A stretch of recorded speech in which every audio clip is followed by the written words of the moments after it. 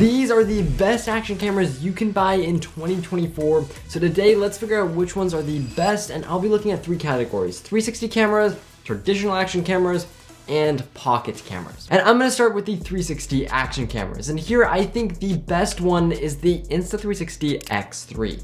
This camera is just so good all the way around, and the main highlight feature of this camera is it's extremely easy to use. I also love the nice big giant gorgeous touchscreen on the X3. It's so nice for changing settings, and connecting it to your phone is such a breeze. There's so many amazing modes in there. It also has 5.7K image quality, which is really good for a 360 camera, and just so many more minor things that I absolutely love about it. And yes, it also does have a great battery life. Now, the runner-up to this is going to be the Insta360 One RS. This camera is really cool because you have an action camera, a standard action camera, and a 360 camera all into one because it's modular. And you get both worlds here, but you're not really getting the best because the 360 module is lacking a little bit of quality compared to the X3, and you also have to deal with that super small screen, so there are definitely some drawbacks. You can also swap that lens out for a 1-inch 360 mod, which is what this camera over here is,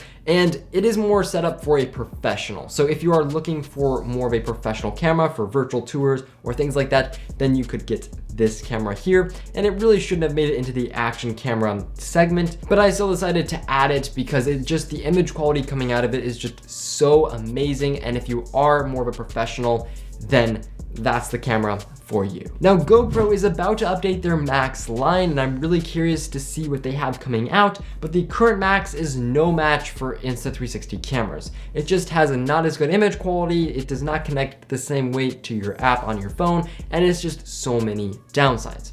Now, if you do want to buy any of these cameras, all the links will be in the description, and some of those will include a free gift when you buy your camera, so make sure you use those links. And you're probably like, dude, where on earth did you talk about the price of these cameras? And the reality is these prices fluctuate so much. So what I'm gonna do is I'm gonna put the prices down in the description next to their link.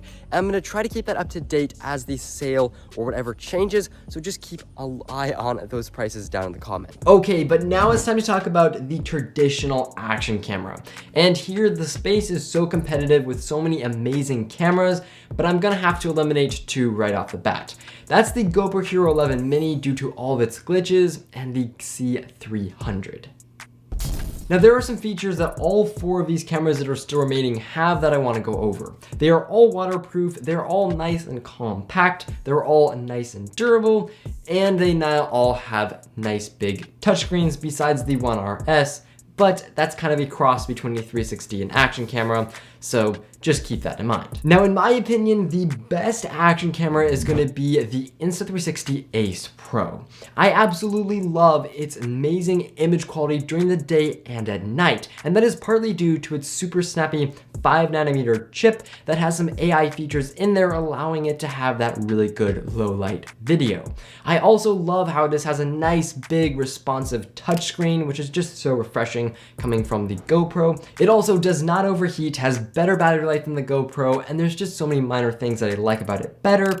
However, the GoPro Hero 12 is your guys' favorite action camera, and I could definitely agree in some areas. I think the GoPro Hero 12 is a great option, and it has amazing image quality during the day. It has so many little features that GoPro's added over the years, like its 8:7 aspect ratio, 10-bit, and a couple more features like that. And I will have the video comparing the Ace Pro and the GoPro 12 linked at the end of this video, so stick around for that. Now, the One RS is a great camera, and I think it's perfect for someone who wants a traditional action camera, but they want to try 360, they just can't make up their mind.